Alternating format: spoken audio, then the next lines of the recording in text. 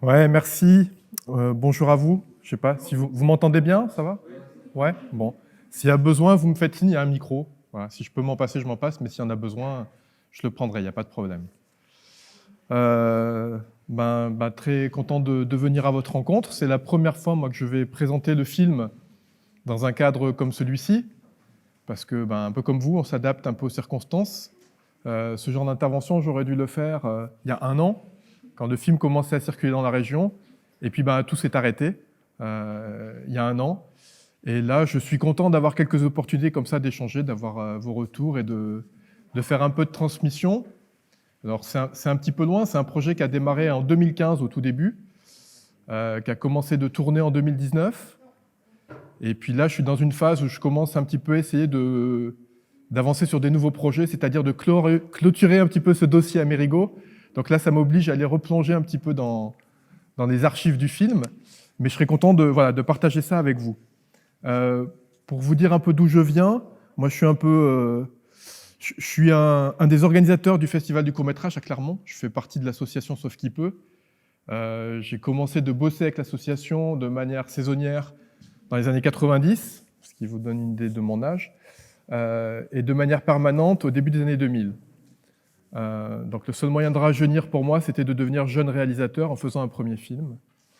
Ce que j'ai fait avec ce film, que j'ai pas fait tout seul, que j'ai fait avec un compagnon de route qui s'appelle Luis Briceño, qui lui avait déjà plusieurs films à son actif, et qui est un peu un géo trouve-tout, enfin qui est un réalisateur d'animation, et j'ai découvert en travaillant avec lui qu'il était aussi ingénieur du son, qu'il était aussi réalisateur d'effets spéciaux.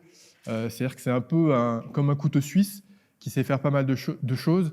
Donc c'était pas mal sur un film un petit peu à budget limité pour pouvoir avancer et avoir un film de qualité professionnelle, même si on n'avait pas toujours les moyens financiers d'assurer chaque étape en labo ou avec des prestataires.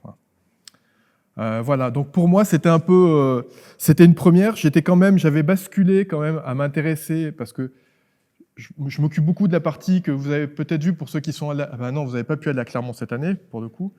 La partie dite marché du film, qui est la partie plus professionnelle, qui est un espace d'exposition où il y a plein d'organismes qui viennent promouvoir les films récents, mais il y a aussi plein de rencontres et des projets qui naissent.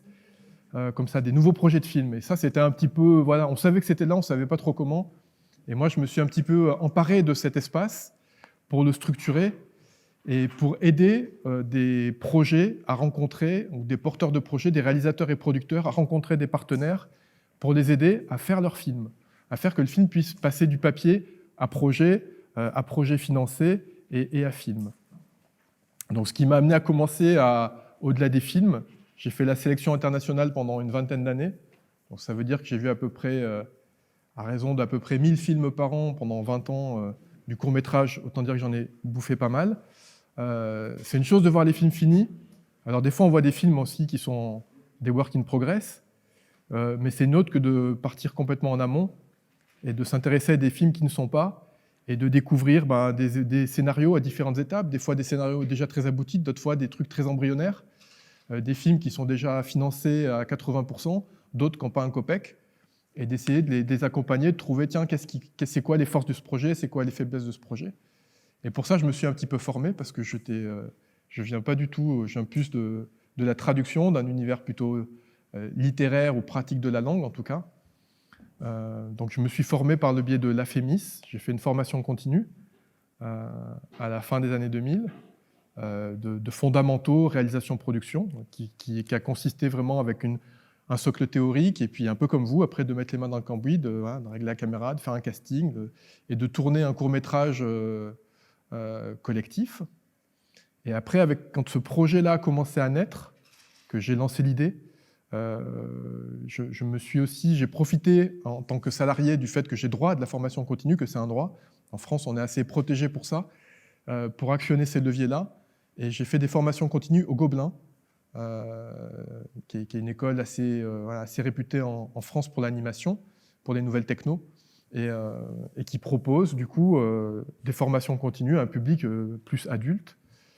Et j'ai fait une formation de storyboard, qui ne permet pas de devenir storyboarder. On ne devient pas storyboarder en ayant fait une formation continue de 4 mois. Mais par contre, on comprend les enjeux. Et puis, ça permet de réfléchir son projet autrement. Et puis, une autre formation d'animation en volume qui m'a permis aussi là, de mieux comprendre les outils, les enjeux de fabrication pour pouvoir concevoir ce film d'une manière plus cohérente dans l'étape papier avec ce qui allait advenir sur le plateau. Voilà. Et puis de me mettre un petit peu à niveau, parce que ce n'était pas mon ambition de réaliser ce film.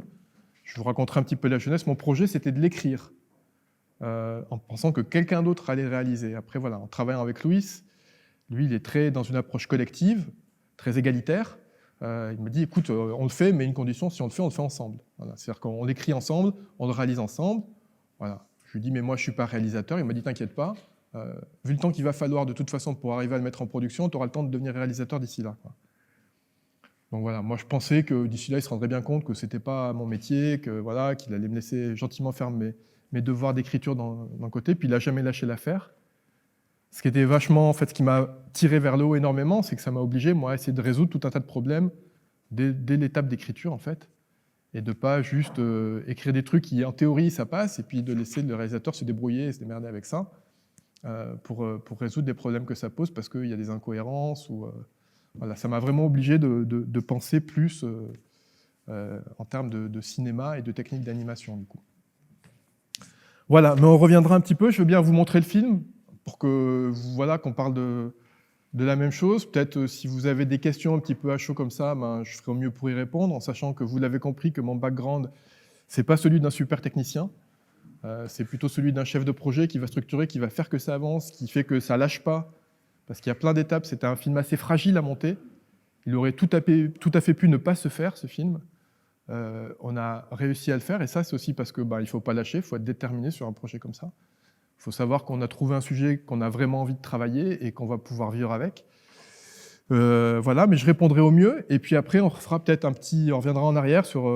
depuis le point de départ, en fait, la première source d'inspiration de ce projet, puisque c'est une adaptation, comment il s'est développé, comment on l'a conçu, comment on l'a développé un peu sur papier, comment on a été chercher un producteur, des moyens pour le faire, comment on l'a fabriqué, et comment ce film a pu vivre un petit peu après, par la suite. Si ça vous va, on va faire comme ça, très, très simplement dans l'ordre. J'ai plusieurs éléments à disposition à vous montrer. J'ai des petits éléments qui ont servi à la fabrication du film pour que vous puissiez un peu vous représenter les choses à l'échelle aussi. Voilà. Puis j'ai plein de photos de tournage qu'on pourra regarder un peu pour que vous puissiez vous représenter un petit peu les coulisses de fabrication de manière un peu plus concrète que par la simple parole.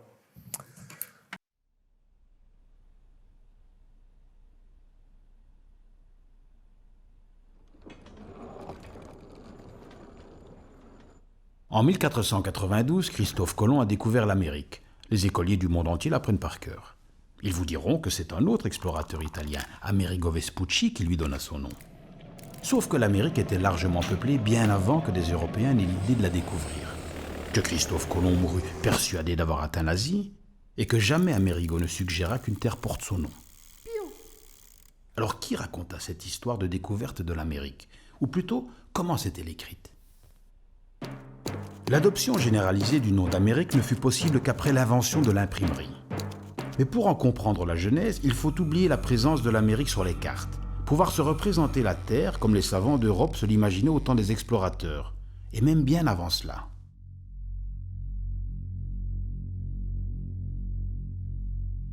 En 1000, les ténèbres règnent sur l'Occident. On ne sait plus lire ni écrire. La science a été remplacée par les superstitions, les savoirs anciens sont perdus. Les routes pavées ont laissé place à des chemins boueux, on vit retranché dans les châteaux forts, par crainte les bateaux ne prennent plus la mer. Tout est fini. D'ailleurs, la fin du monde est proche. En 1100, le monde est encore là. Dieu s'est montré clément. On bâtit des églises, on élève des cathédrales, debout chrétiens, debout chevaliers, en avant pour la croisade. 1200, dans leur conquête du Saint-Sépulcre, qu'ils reperdront, chevaliers et paysans d'Occident redécouvrent d'autres mondes, d'autres êtres et l'étendue de leurs richesses. Ces infidèles que l'on méprise connaissent la terre. Ils ont des cartes, des livres, des écoles. Ils détiennent le savoir des anciens et l'augmentent régulièrement de connaissances nouvelles. En face, l'homme occidental à son tour veut reconquérir le savoir. Donc voilà, je sais pas à vous, moi je suis toujours un petit peu nul pour réagir à chaud après un film comme ça. Je ne sais pas si vous avez des questions, s'il y a soit des zones qui vous intéressent d'être évoquées. Ouais.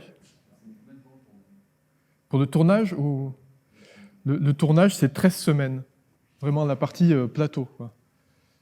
Après, la jeunesse complète, pour différentes raisons, ça a mis plusieurs années. Mais parce qu'au moment où on a décidé de démarrer ce projet, Louis prenait la décision, il habitait en France en fait, de retourner au Chili, de retourner s'installer de manière durable au Chili où il vit aujourd'hui. Donc forcément, on a décidé de faire un film en même temps qu'il s'avérait qu'on n'allait pas vivre sur le même continent, donc ça faisait que ça compliquait un petit peu les choses. Mais le tournage, on a eu un temps de prépa très court. J'ai un peu fait la pré-prod tout seul sur 15 jours, et puis on est parti 13 jours. Et on a dû finir un peu plus tard, refaire quelques plans, après une coupure de 6 mois, et faire la post-prod, pareil, en quelques jours avec notre budget. On a refait 3 semaines au Chili, en gros, et puis, je crois, 2 jours de mixage pour le son et 3 jours d'étalonnage. Mais la fabrication, c'était plutôt un bon rythme. Ça veut dire qu'on faisait 1 minute par semaine, en gros. Et on a terminé le plan de tournage dans la durée, ce qui arrive à peu près jamais en animation, en fait. Oui, ouais. Ouais, alors, ça vient... c'est une question super importante de pouvoir déterminer ce choix. Pourquoi l'animation ? Alors d'abord, moi, quand j'ai eu l'idée de ce film, j'ai commencé à avoir une animation avec la planète Terre, tout ça. Je commençais à avoir des éléments animés et une voix off. C'est tous les 2 éléments que j'avais. Je ne savais pas encore que j'allais faire un film, en fait. J'étais en train de lire un bouquin et les premières images, elles me sont apparues quand j'étais sous ma douche, en fait. Je n'avais pas encore fini le bouquin. C'est le petit essai dont c'est inspiré. Donc il y avait quelque chose dès le départ qui, pour moi, se prêtait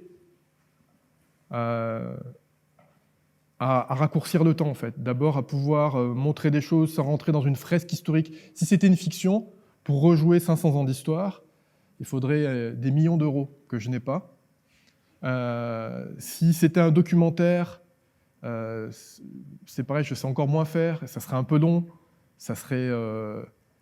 Déjà que c'est un film un peu didactique, pour le coup, là, on tomberait sur un truc un petit peu plus chaîne d'histoire, quoi. C'est pas ce qui m'intéressait vraiment. Et là, ça nous permettait vraiment d'aborder le décalage entre ce qu'on raconte et ce qu'on montre de manière super créative. Et très vite, j'ai eu l'idée de proposer cette idée de film avant d'avoir commencé d'écrire le premier mot à Louis, que je connaissais. Et lui, il se trouve que c'est quelqu'un qui bidouillait déjà pas mal, enfin, qui faisait des films dans lesquels il y avait toujours de l'animation, même si c'était pas que de l'animation. Et puis il y avait l'idée, alors c'est principalement de l'animation en volume, mais de mélanger pas mal de choses, quoi, voilà, d'avoir un peu d'intégration, de jouer avec des silhouettes. Il y a des plans en banc-titre, il y a un peu de land art sur certains plans. Là, ça nous permettait de laisser libre cours un petit peu aux envies créatives, tout en essayant d'avoir un langage visuel cohérent pour ce qu'on raconte. Pour moi, c'était super, parce que honnêtement, c'est quand même... Alors, dès le début, on savait qu'on allait plutôt faire... On n'allait pas faire du Hardman, quoi. On n'allait pas créer... On a tourné à Clermont-Ferrand, le film. On n'allait pas créer Hardman à Bristol, on n'allait pas créer un super studio d'animation qui allait remporter les Oscars et faire des lots. On était beaucoup plus dans l'histoire de faire un film avec les moyens du bord, un film bricolé, un film un peu couteau suisse, comme je disais. Et c'est vrai que la stop motion se prête bien à ça. Et pour moi, le bénéfice, c'est que sur un premier film, sur un premier court-métrage fauché, on va avoir 3 ou 4 jours de tournage. Donc le plaisir est très éphémère. Là, j'avais 13 semaines pour savourer ce moment de vie et de créativité. Donc je me suis dit que c'était une bonne idée de commencer par un truc improbable, parce que finalement, ça permet de rentrer beaucoup plus dans la fabrication cinéma. Ouais. Ouais, alors ça, on en reviendra sur les personnages. C'est un petit peu, effectivement, on reviendra sur la fabrication trafiquée. La jeunesse des personnages, c'est venu un peu d'une première session de travail qu'on a eue, assez rapidement. première session un peu d'idées de conception de mise en scène, de conception visuelle, comment on allait incarner un peu ces personnages, effectivement. Et alors, on ne se rappelle plus comment on a eu l'idée du poussin et de l'œuf, mais on se rappelle qu'on a eu l'idée de qui est le premier. Il y avait ce truc entre Colomb, Vespucci, ceux qui disent que Colomb est arrivé d'abord, ceux qui disent que non, c'était Vespucci, etc. Il y avait ce côté, c'est qui le premier de la poule et de l'œuf. Et le poussin, c'était assez... je sais plus, je crois qu'il y en avait un qui traînait là où on était, en fait. Il y avait un petit poussin mécanique. Et l'œuf, il y avait un truc, il y avait un défi, en fait, de se dire, mais c'est impossible à animer, en fait, un œuf. Et moi, je me rappelle au début, je disais, bah ouais, mais c'est super, l'œuf, on peut le déguiser, on peut lui dessiner des trucs. Et lui, m'a dit, non, justement, on va faire l'inverse, on va essayer de donner vie. Comment rendre un œuf expressif sans aucun trait de visage, quoi. Ça sera un des défis du film, d'arriver à faire vivre un peu ce personnage comme ça, quoi. Juste avec des petits mouvements, des petites oscillations comme ça. Alors, on avait la chance que le personnage principal, c'était celui-ci, qui est quand même un tout petit peu plus facile à faire vivre que l'œuf, hein. Mais en tout cas, voilà, l'idée de la poule et de l'œuf, ça passe assez bien, ça fonctionne assez bien, quoi, sur le petit plan loupe, quoi. Mais il y a un moment, effectivement, on s'est demandé comment on allait l'incarner. Il y a eu des versions antérieures où on avait beaucoup plus de personnages. Et il y a un moment où on se disait, on va, je sais pas, avec quoi, jusqu'où on va aller, quoi. Il y a beaucoup de ce que j'ai appris, moi, en faisant ce film, c'est que c'est faire des choix sans arrêt. Et au début, c'est de rassembler une matière assez colossale. En fait, on pourra voir avec ce qu'on se disait en déjeunant. J'explique. Le film, pour moi, c'est juste la pointe d'un iceberg. Mais il a fallu définir les contours de tout l'iceberg d'abord pour pouvoir arriver à ça, en fait. Et dans tout cet iceberg, il y a plein de trucs, il y a plein de personnages qui ont été écartés parce qu'on n'avait pas beaucoup de temps pour raconter l'histoire, qu'il y avait déjà 500 ans d'histoire, plein de dates, donc un cheminement un peu complexe à suivre. On s'est dit, si on rajoute des personnages, là, on va perdre tout le monde, quoi. On a sur un procédé qui va tenir pas très longtemps, et c'est déjà très dense en informations. On joue sur le fait que ce qu'on montre est en décalage avec ce qu'on dit, que vraiment, pareil, dans le plan sonore, il y a ces 3 niveaux de la voix off, des effets qui peuvent ramener un effet comique, de la musique aussi qui dit des choses. Si en plus on ramène des personnages, donc il y a un moment, on parle d'un monsieur qui est super important dans toute cette époque historique, qui est Bartolomé de las Casas. À une époque, on envisageait de le représenter. On a trouvé un truc commun, tout ce qui relève du monde de l'imprimerie, on a utilisé les tampons. À un moment, il y avait des trucs comme ça, on se disait, tiens, on va utiliser le monde de la connaissance, les érudits, tout ça, les savants, on va les personnifier, on pensait utiliser de la cervelle d'agneau, des trucs comme ça, des trucs un peu plus gore. Mais au bout d'un moment, soit c'était par accord avec l'univers qu'on commençait à mettre en place, soit ça amenait trop d'informations, et il fallait faire un petit peu le ménage, quoi. Voilà.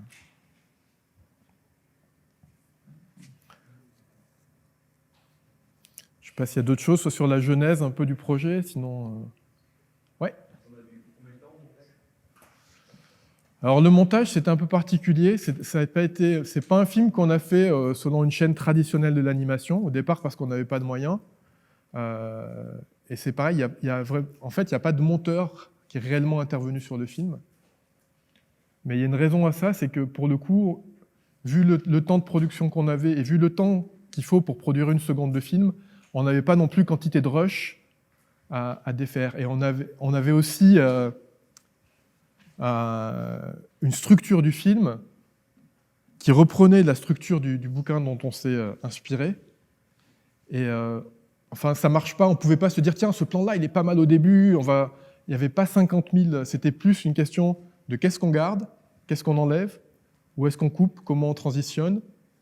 D'où au fait aussi la nécessité finalement de refaire 2-3 petits plans, soit pour des raisons esthétiques, soit pour des plans d'enchaînement, 6 mois après le tournage.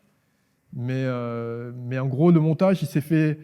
On a fait un bout à bout au fur et à mesure qu'on montait, qu'on a affiné au fur et à mesure. En fait, à chaque fois qu'on rajoutait les nouveaux plans, on visionnait un petit peu. Puis dès qu'il y avait une partie, alors vu qu'on ne faisait pas dans l'ordre, on avait un découpage qui faisait qu'on avait un peu regroupé par dispositif de plateau. Donc au début, on posait ça comme ça sur une ligne, et puis petit à petit, dès qu'on commençait à avoir des plans qui s'articulaient et qui étaient là, on commençait à regarder. Tout au long du tournage, en fait, le long temps a permis de faire ça. Les 6 mois d'arrêt ont permis de revenir un peu dessus, d'échanger. Et on l'a terminé pendant qu'on faisait les derniers plans, les intégrations, les effets spéciaux au Chili. Il y a le frère de Luis qui était là-bas aussi, qui a rejoint le projet et qui nous a amené un regard extérieur, qui nous disait ça marche, ça marche pas, là il y a un truc qui coince. Bon, il y a des fois il y a des trucs qu'on pouvait rien faire, puis il y a des fois des choses qu'on avait pu, on a pas mal retouché la fin, qui était un peu trop longue. Mais ça n'a pas été un temps dans la post-production qu'on a mené isolément du reste, en fait. Voilà. Et si ça avait été le cas, ça n'aurait pas été très long, vu qu'encore une fois, on n'avait pas des kilomètres de rush à ausculter et à trier. Mais c'était c'était vachement délicat de trouver l'équilibre, quoi. On a mis un moment avant de se dire, bon, bah là, c'est la bonne, à trouver on va dire, le compromis entre se dire, on peut faire mieux, ou se dire, bah là, il y a des trucs, ça coince un peu, mais de toute façon, ça va être comme ça, quoi. Si on enlève un peu avant, un peu après, ça ne va pas marcher, quoi. Donc, il y a toujours des petits trucs, en le revoyant, il y a des trucs où on n'avait pas le choix, en fait. Et où, voilà, il y a un ou deux fondus au blanc que je trouve pas super heureux. Et en même temps, après, on enchaîne sur des plans au cyclo tout blanc. Donc, faire des fondus au noir, ça n'allait pas. Voilà, on n'allait pas faire des fondus au rose d'un coup non plus. Donc, voilà, c'est resté avec ses qualités et puis ses défauts aussi, quoi.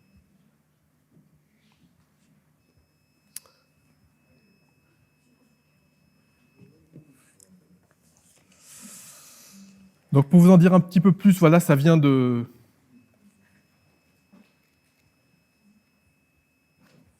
ce petit essai, en fait, qui s'appelle Amerigo en français. Et le titre original, c'est Amerigo, histoire d'une erreur historique. Le titre original est en allemand. Je ne sais pas, vous connaissez Stefan Zweig? Il y en a qui connaissent. Vous connaissez des nouvelles qui s'appellent Le joueur d'échecs, Amok, des choses comme ça vous dit quelque chose? Bon, ben, si vous aimez les récits courts, je vous invite à découvrir. C'était une des grandes stars de son temps, de la première moitié du XXe siècle. C'était un écrivain à l'époque. Être écrivain, c'était un truc super important. Les gens voyageaient, il n'y avait pas de besoin de visa ou de choses comme ça. On pouvait voyager assez librement. Donc les gens un peu cultivés, érudits, connus, pouvaient, à partir du moment où ils en avaient les moyens, assez librement aussi aller traverser toute l'Europe, aller rencontrer des artistes ailleurs. Donc lui, c'était un peu un grand artiste de son siècle, qui était très connu pour ses récits très courts, et qui a fait aussi beaucoup de biographies historiques, qui font un peu enrager les historiens, parce qu'il avait une plume très plaisante, et qui racontait l'histoire d'une manière qui intéressait plus les gens que la manière dont les historiens pouvaient le raconter, qui était un peu académique. Il a eu un destin un petit peu tragique, parce qu'il est arrivé la Seconde Guerre mondiale, et le nazisme. C'est un auteur juif, donc qui a été interdit, qui a été chassé, qui a dû fuir son pays, qui s'est réfugié sur le continent américain, où il a fini par se suicider avec sa compagne, parce qu'il avait perdu foi dans le monde, et parce que je pense que voilà, il a vu tout un monde de culture, d'érudition, dans laquelle il croyait très fermement, d'une civilisation humaniste se construire en Europe, être balayé d'un coup, voilà, par quelques idées qui se répandent un petit peu trop vite. Et si je vous raconte ça, c'est parce que cet essai, il l'a écrit en fait dans l'année qui précède sa mort, quand il réside au Brésil. C'est un truc un peu spectaculaire, c'est un double suicide en fait. Ils se sont suicidés en même temps avec sa compagne en prenant du poison. Et c'est gai. Hein. Mais il a quand même écrit ce petit essai comme ça sur l'Amérique. Et je me suis demandé, mais pourquoi il a écrit ce petit essai? Enfin, il n'a rien à prouver à personne. Hein. Il ne croit plus en l'avenir au point de se foutre en l'air. Et il écrit ce petit essai sur l'Amérique. Et en fait, ça nous amène un petit peu à une question qui était importante pour nous.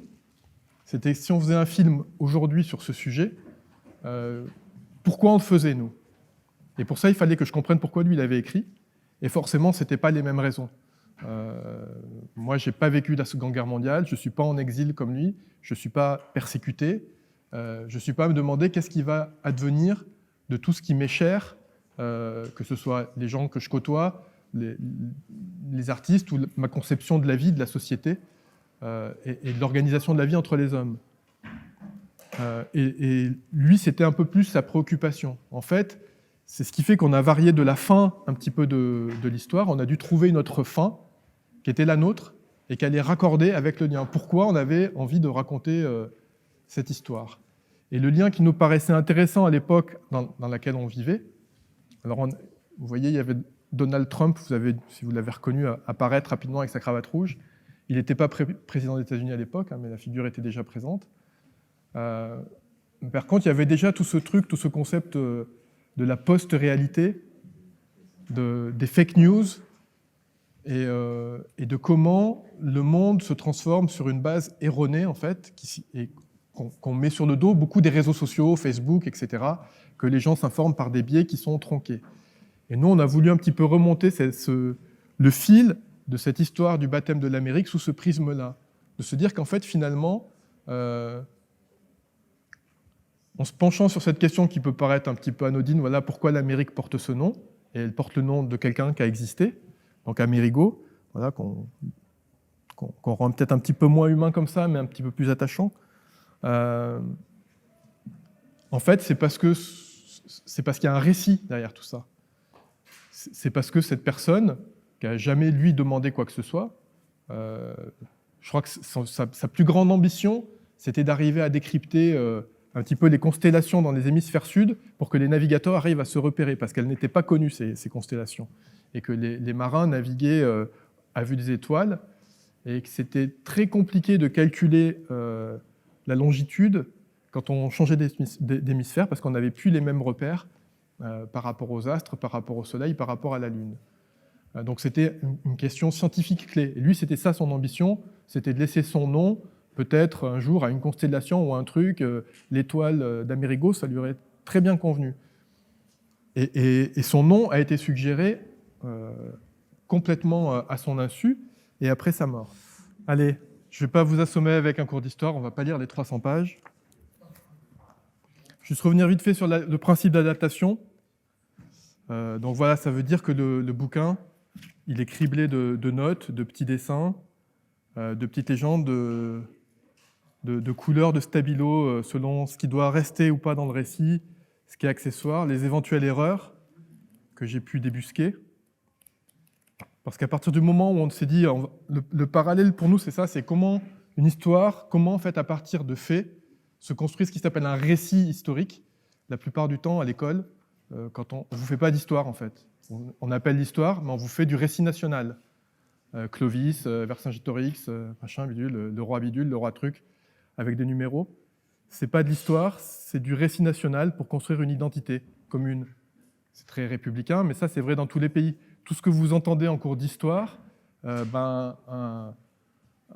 quelqu'un qui a votre âge et qui est à 700 km de l'autre côté de la frontière, que ce soit au sud, au nord ou à l'ouest, il n'en entend rien de ça à peu près. Tout ça pour vous dire qu'à l'échelle de l'humanité, la valeur de tout ça, sans vouloir dénigrer le travail des professeurs d'histoire, elle est très relative, quoi.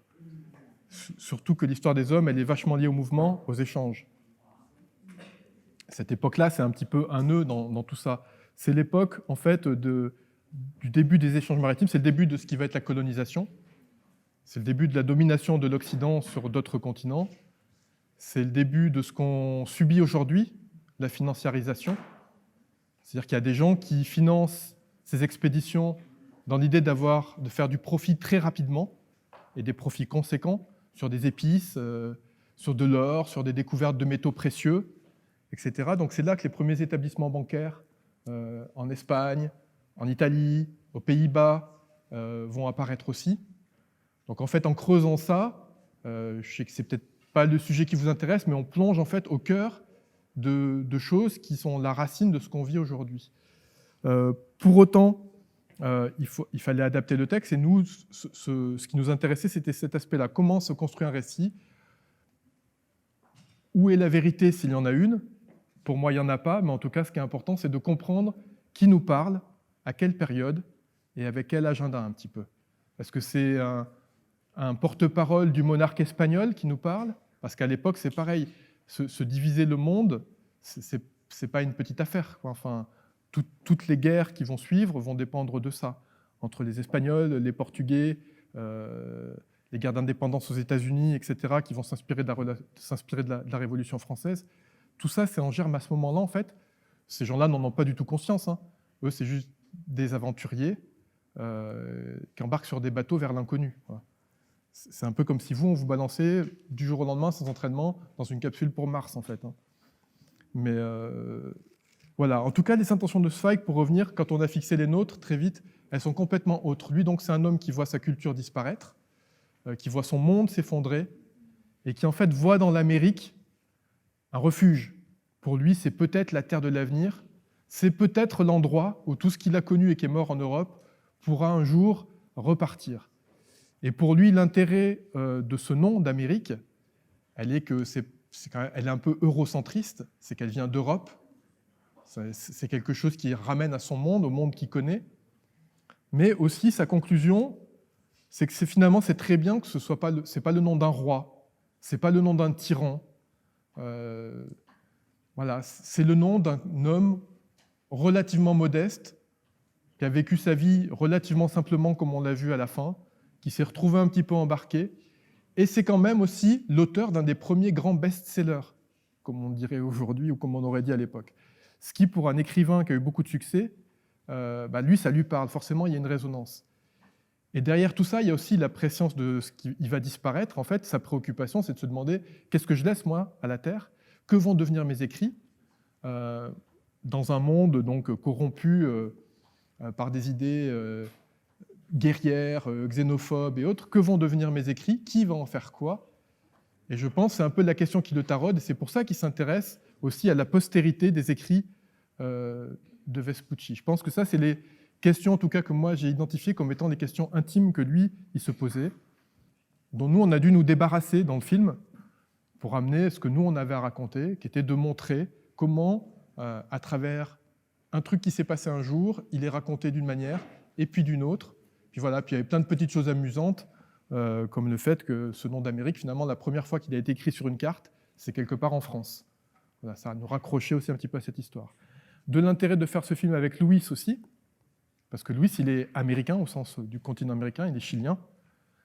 Donc ça nous écartait aussi, il est dans les mouvements, il est parti pour faire principalement des vidéos militantes, pour construire un peu un pouvoir plutôt citoyen, pour changer la constitution au Chili, qui était héritée de la dictature de Pinochet, qu'on aperçoit dans le film en uniforme militaire à un moment. Donc voilà, c'est quelqu'un qui avait cette conscience aussi de voir dans le texte qu'est-ce qui était ethnocentré, c'est-à-dire centré, en tout cas culturellement, sur l'Europe, et pour s'en dégager un petit peu. Et puis très vite, on me demandait tout à l'heure sur la question sur les droits, puisque quand on fait une adaptation, normalement, on doit payer des droits. Alors ça, on n'est pas trop rentré là-dedans. On en est en théorie libéré, puisque Stefan Zweig est décédé en 41, 42, je ne sais plus, en tout cas, il a passé les 60 ans, donc ces textes sont dans le domaine public. Le problème, c'est que, par exemple, le traducteur français de cette édition de poche, qui doit dater du milieu des années 90, lui, il a aussi 60 ans de droit. Donc si j'utilise son texte, il faut que je paye. Donc ça tombe bien, on n'allait pas faire un film de 140 pages, on n'avait pas le temps. Donc on a réadapté complètement, on est parti d'un texte original qu'on a raconté à notre sauce, donc on s'est émancipé. Et puis un autre truc qui nous a libérés, c'est qu'en recherchant, vu que notre question c'était de se dire l'histoire c'est jamais que ce qu'on raconte à un moment, et c'est la conclusion du film, et finalement quand on étudie ça, quand on étudie ce qui se dit à une époque de ce qui s'est passé 100 ans avant, ça ne nous dit pas grand-chose de ce qui s'est passé 100 ans avant. Ça nous dit surtout beaucoup de choses sur, à ce moment-là où la personne parle, quelle est sa vision du monde, où en est l'histoire des idées, comment est l'équilibre des pouvoirs, quelle perception on avait de l'histoire. Donc c'était un peu ce qui nous intéressait, nous. Et en fait, moi, je me suis rendu compte en faisant des recherches, après tout, qu'est-ce qui me dit que Zweig, il raconte pas un tissu de conneries, quoi. Moi, quand je lis, c'est super plaisant, c'est super intéressant, tout semble rentrer dans l'ordre, mais qu'est-ce qui me dit qu'il raconte pas un tas d'âneries? Qu'est-ce qui me dit que c'est pas rempli d'erreurs, d'approximations? Alors, il se trouve que tout ce qu'il dit, c'est juste à l'époque où il l'écrit, mais déjà, en repassant tous les faits, toutes les dates au crible, l'étude de l'histoire a changé depuis, on a découvert d'autres choses, d'autres textes, on a réussi à mieux dater des choses. C'est des petits détails, mais voilà, il y a des choses qui, entre-temps, entre l'histoire où ça a été écrit et maintenant, on a une meilleure connaissance. Mais surtout, j'ai découvert que ce bouquin est une adaptation. C'est-à-dire que lui, il reprend un texte qui a été écrit, qui a été publié en 1836, là par un autre intellectuel, mais énorme, Alexandre von Humboldt, qui donne son nom à l'université de Berlin aujourd'hui, qui est l'inventeur, ni plus ni moins, de la géographie moderne, de tout un tas de méthodes de classification sur lesquelles la science moderne est basée aujourd'hui, et qui lui a fait cet examen critique de l'histoire de la géographie de l'Amérique, c'est-à-dire comment cette géographie, comment elle s'est racontée. Donc voilà, ça fait partie des choses qu'on va se devoir, avant d'aborder un projet comme ça, se plonger dedans, retrouver tout un tas de trucs que vous voyez déjà qui peuvent apparaître dans le film. Et là, c'est très étonnant de bosser sur un projet et de se rendre compte qu'il y a un gars, en 1836, qui a écrit ce qu'on est en train d'essayer de faire, en fait. Donc on se croit malin, mais en fait, tout a déjà été dit. Voilà. Telle est la grandeur de la découverte que celui à qui elle est due n'a pu la comprendre et n'a deviné qu'une faible partie de cette gloire immortelle dont la postérité a environné son nom. Ça, c'est Christophe Colomb qui meurt persuadé qu'il a découvert l'Asie.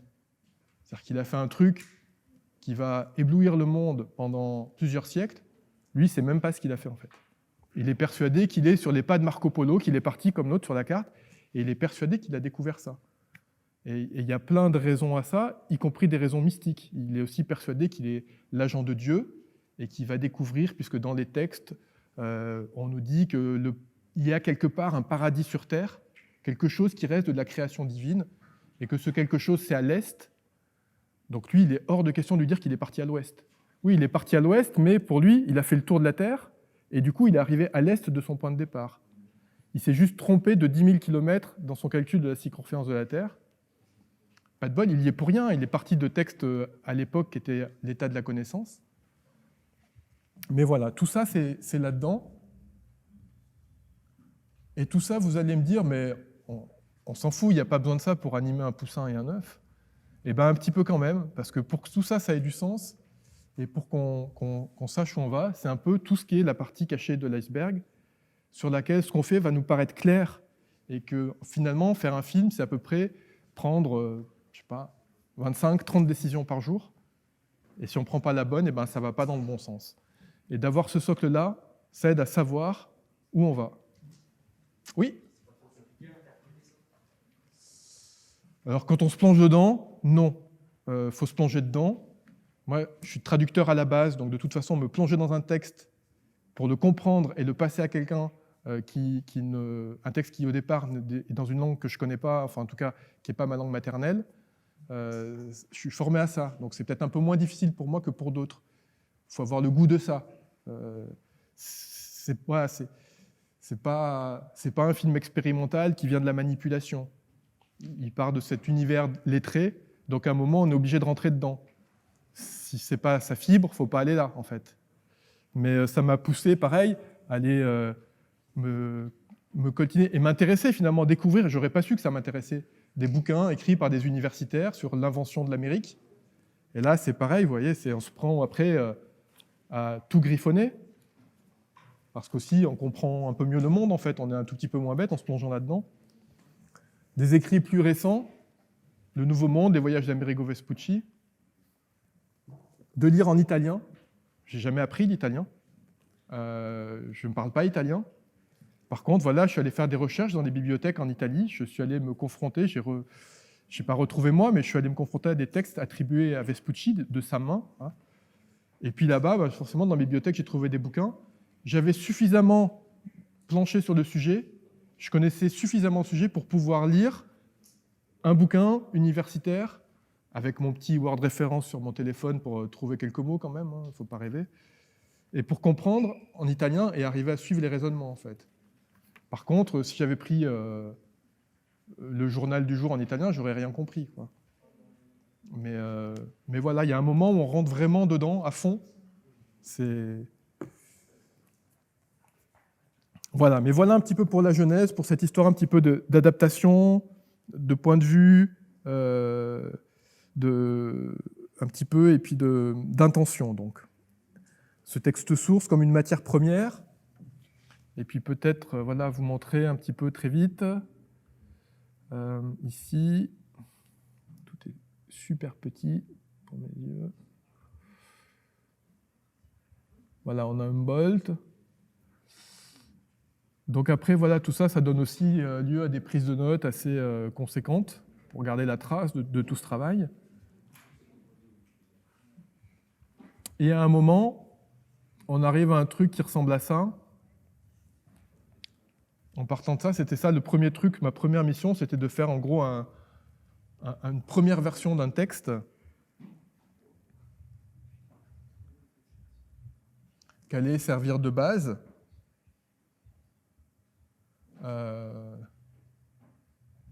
Et de se rendre compte donc, que le sujet qu'on traite, est pareil, il est pas, voilà, on va l'ancrer dans notre réalité contemporaine, mais il a aussi une raison d'être parce qu'il est en résonance avec des choses qui se sont passées ou dites avant.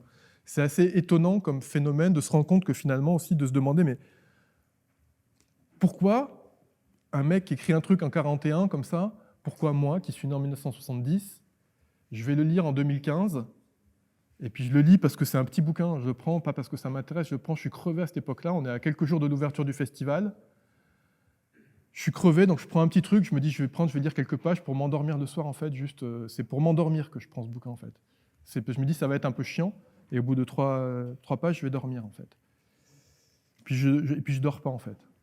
Je tombe dedans, on est juste après les attentats de Charlie Hebdo, qui ont un peu secoué tout le monde, début janvier. Moi je dois préparer la cérémonie d'ouverture du festival, qui a lieu un mois après, et je suis en fait en train de me dire, mais ça questionne fondamentalement mon métier, ce que je vais faire. Mais je suis en train de me dire, mais est-ce que c'est raisonnable, là, est-ce qu'on va devoir mettre des vigiles partout pour accueillir 1400 personnes et lancer un festival? Est-ce que les gens vont être en sécurité dans le festival? Je vais devoir évoquer, faire un petit mot pour notre personnalité du monde culturel, qui est un des fondateurs de la Biennale du carnet de voyage, qui est décédé dans ces attentats. Voilà, je suis en train de préparer ce truc qui est très noir. Je suis un peu perdu, je suis un petit peu seul, et je lis ce truc, et je sais pas, c'est un élan humaniste, c'est un truc qui, pareil, je me raccroche à ce texte, un peu comme à une bouée, et c'est des élans comme ça qui font qu'on sait que, voilà, c'est un peu... Mais ça reste un peu mystérieux, et ça l'est encore plus quand on se rend compte que derrière cette personne, en fait, il y a quelqu'un d'autre qui nous parle, dont on ne savait même pas qu'il existait. Mais voilà, que ce soit von Humboldt ou Emerson. Mais au début, on arrive sur un texte comme ça, qui va être en fait le squelette de ce que va devenir la voix off. Et un des enjeux, ça va être justement de passer du texte à la voix, d'arriver à faire que ces mots-là ne soient plus un texte, mais qu'à un moment, ils trouvent résonance dans une voix qui va les dire, qui va les faire vivre. C'est super important sur l'animation, parce que c'est ce qui va donner vraiment son rythme à l'animation aussi. C'est vraiment, la voix, là, ça va être le souffle de vie qui va donner corps au film, en fait. Sur un projet comme ça, qui repose principalement sur une voix off. Et puis très vite, alors je vous passe l'étape intermédiaire, on va aller plus vite dans le développement. Non, ça c'est les plans, c'est un petit peu trop tôt.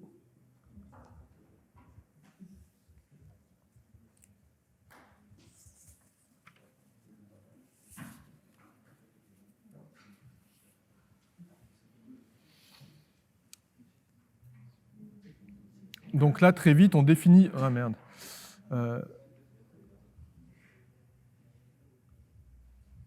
Les enjeux créatifs, en fait, c'est trouver la logique interne au projet, en fait, à ce qui va être le film. Très vite, il y a ce désir d'installer un jeu avec le spectateur entre ce qu'on entend, ce qu'on voit, de créer un petit peu le doute, d'essayer de capter comme ça un petit rapport ludique, on va dire, de donner corps, comme je disais, à la voix du narrateur, et de créer un dialogue entre ce qu'on montre et ce qu'on dit. Mettre à jour les intentions aussi, ça, je vous le dis maintenant a posteriori, ça paraît simple, mais ça a mis vachement de temps à ce qu'on trouve un petit peu cette pierre finale sur laquelle le film allait se poser. Donc là, on a procédé de manière pareille, un petit peu propre au projet. Il faut inventer un peu ces manières de travailler. C'est-à-dire qu'on n'a pas suivi le guide du scénario habituel. On est parti de cette voix off, que petit à petit, on a commencé à mettre ici. Alors au début, sans qu'il y ait vraiment d'intervention dialogue, des choses comme ça, quoi. Cette voix du narrateur. Et alors au début, il n'y a pas cette partie-là. On commence à se rapprocher de la prépa du tournage. Ici, elle n'y est pas. Pendant un long moment, on a travaillé sur ces deux colonnes-là. C'est-à-dire ce qui va être entendu et ce qui va être vu. Donc c'est une structure très simple, avec des idées comme ça qui viennent s'ajouter. Si je fais défiler, il y a des choses qu'on va voir sur la scène d'entrée qui restent assez... qu'on résistait au temps. Il y a d'autres choses, si on défile, on va voir que ce n'est pas du tout là.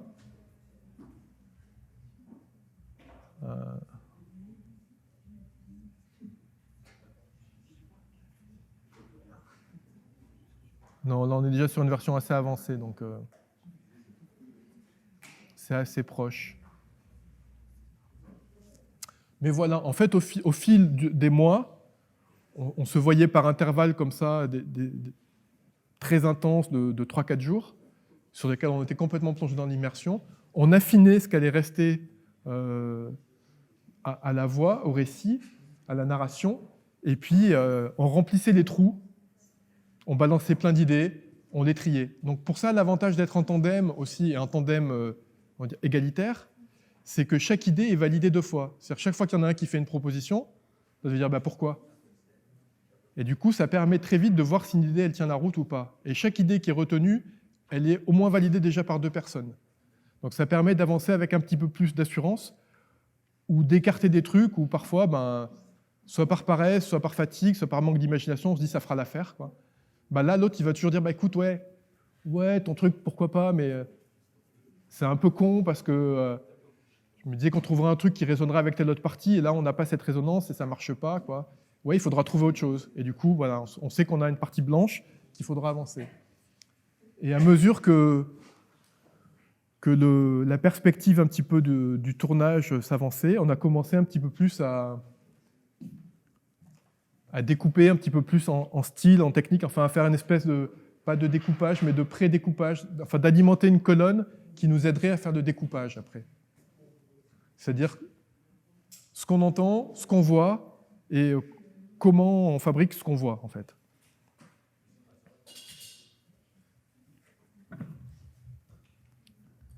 Donc ça, voilà, c'est pas tellement... c'est pas une méthodologie standard, c'est pas un prototype applicable à tout projet.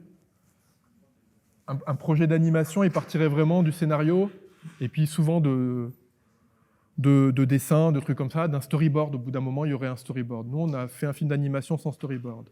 Il y a des producteurs à qui on a proposé le projet, qui n'ont pas voulu suivre, qui nous ont dit la première étape, c'est de faire un storyboard. Bon, bah, nous, on ne fonctionnait pas trop comme ça. C'est pas comme ça qu'on a avancé, quoi. C'était un peu déroutant pour l'équipe, qui s'attendait à avoir un espèce de un storyboard qui va lui donner toutes les indications pour avancer. Or là, bah, on était... à la fois, en même temps, c'était bien parce que ça ne nous enfermait pas. En même temps, il fallait vraiment avoir une bonne communication pour être sûr qu'on ne parte pas complètement à côté, quoi. Mais en même temps, ça ne nous enfermait pas dans un truc où pendant 13 semaines, on n'avait plus qu'à faire ce qui avait été dessiné, quoi. Donc en gros, de la même manière que d'habitude, le montage est un peu une étape finale de l'écriture, là, finalement, c'est plutôt pendant le tournage que c'est continué aussi l'écriture au sens conception de la mise en scène et de faire les choix. qui avait pu être discuté, mais pas toujours arrêté.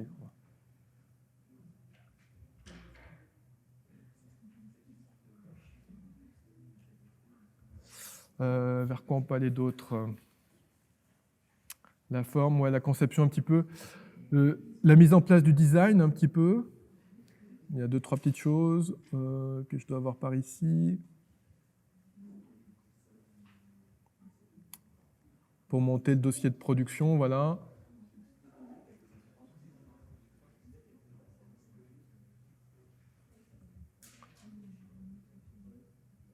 J'essaie de voir, voilà. Donc le tout début, les tout premiers échanges, c'est 2015. Là, on est en 2018.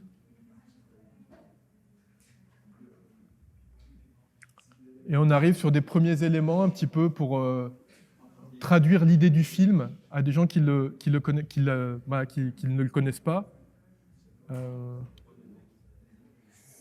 Et à votre avis, à qui on doit communiquer cette idée du film avant même d'avoir une équipe ou quoi que ce soit? Ouais, c'est exactement ça. C'est que si on veut pouvoir réunir des moyens, il faut qu'à un moment, des gens puissent s'approprier le projet avant qu'il existe.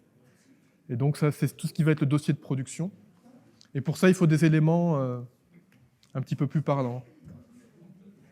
Donc un peu comme sur une fiction classique, on définit le cadre de nos personnages, tels qu'on va les retrouver dans le film, tels qu'ils vont être représentés. Qu'est-ce qu'il y a derrière? Des recherches très sommaires. On avait peu de moyens et peu de temps pour faire des visuels, mais qu'auront marqué, voilà, ça on le retrouve dans le film. Ça, vous voyez, c'est complètement différent. Quand on arrive dans le film, c'est avec les techniques des pop-up. Ça, c'est des choses qui sont arrivées plus en fin, de se dire qu'on discute aussi beaucoup de cette évolution de l'imprimerie. Donc on va jouer sur tous ces supports-là, du beau livre, du livre pop-up, du flyer.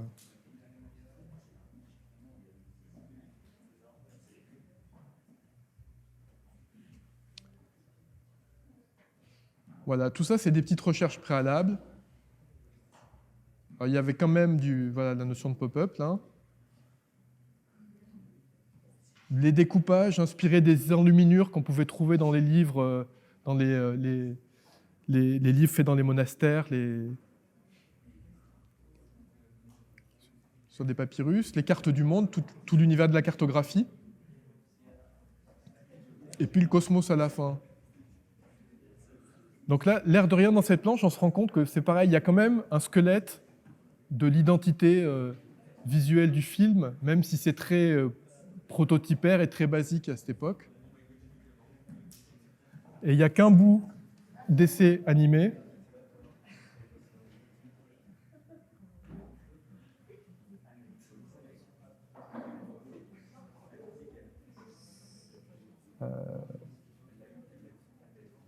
Il est...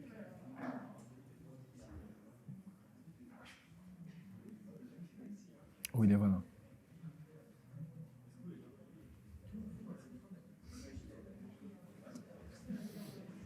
Ah merde.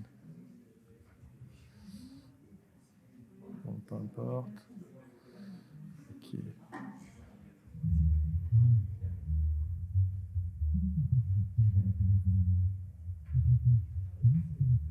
Mais là, peu importe, hein, c'est...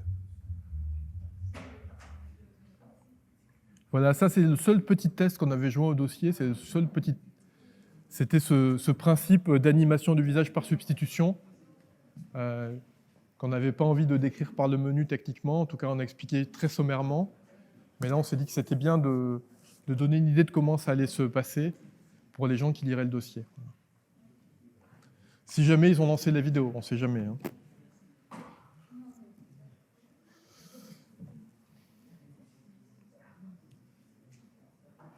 Voilà un petit peu. Et à la fin, par contre, on s'est un petit peu heurté... où il est le dossier? Auvergne, voilà. Hop. Donc voilà le dossier final, le dossier de prod. avec les éléments techniques, avec le plan de financement qui n'a jamais été atteint, bien entendu, avec les notes d'intention, un peu toutes les choses évoquées là. Les motivations et des enjeux, c'était de faire le film ici. Oui, pardon. Il a été ? Non. Non, mais un court-métrage rentable, ça n'existe pas vraiment, en fait. Déjà, il n'a pas été, comment dire, on n'a pas mangé la grenouille, quoi. On n'en a pas été de notre poche, et on n'a pas fait couler la boîte de prod. C'est déjà pas mal. Non, mais même un film financé, vous avez une idée des niveaux de financement ou du budget nécessaire à un court-métrage ? Ouais. Je sais pas, ceux qui discutent, là, vous avez un avis ou pas ? Vous avez une idée ou pas du tout ? Un court-métrage professionnel, il se fait avec un budget moyen de combien ? Combien ? 100 000, ouais, à peu près, ouais. Mais ça, c'est déjà une configuration qui n'est pas si courante que ça.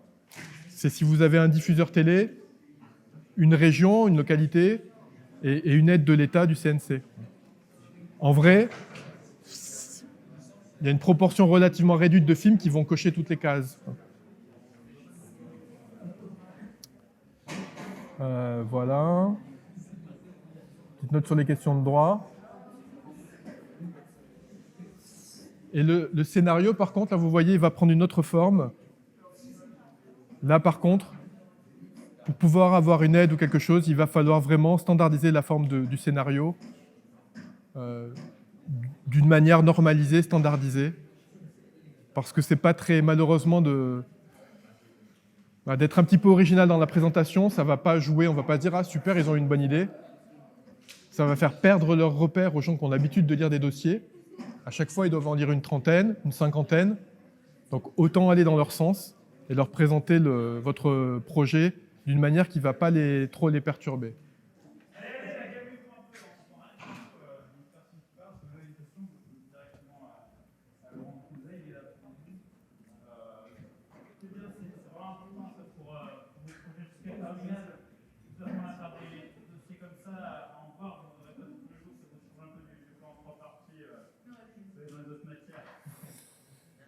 Et voilà.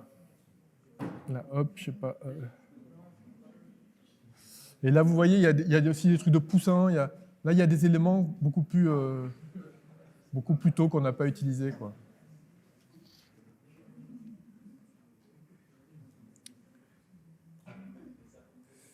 Mais ce dossier-là, il a permis d'amorcer la pompe du financement, en fait. Voilà. Après, on va passer peut-être un petit peu directement au plateau.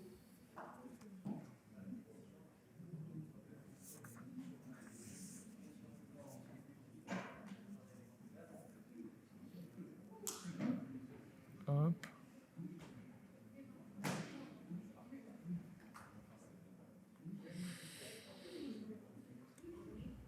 Ouais.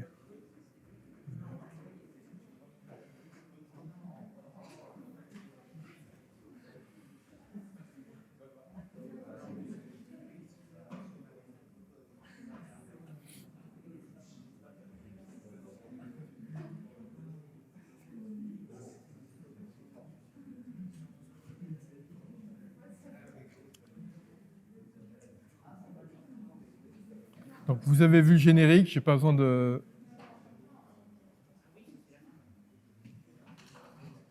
vous détailler, vous avez vu que c'était une petite équipe qui a fait le film.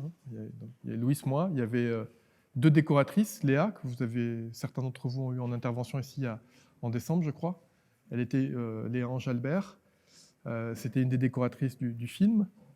Gabi, qui bossait. Ludivine, en stagiaire, déco, qui était une étudiante du DMA à Cournon, lycée René Descartes, spécialisée en animation. Une assistante directrice de prod, assistante de prod à temps partiel un petit peu, qui venait surtout suivre le budget en fait. Et puis Richard qui est venu, qui lui est plutôt côté image et qui venait pareil un petit peu à chaque changement de plateau faire les réglages lumière et photo. Et puis à la fin, on a bossé avec un mixeur son et un étalonneur. Là, vous voyez un petit peu voilà, tout ce qui se fait avec du coup des supports, tout un tas de trucs qu'il va devoir falloir éliminer en post-prod. Tous les rigs. Alors, voilà, sur des films d'animation, pareil, façon Hardman, tout ça, c'est fait avec des éléments mécaniques super précis. Nous, c'est voilà, un gros rouleau de fil de fer. On en avait plusieurs, plus ou moins souples, plus ou moins larges, de la pâte à fixe puissante et de tout réjouer.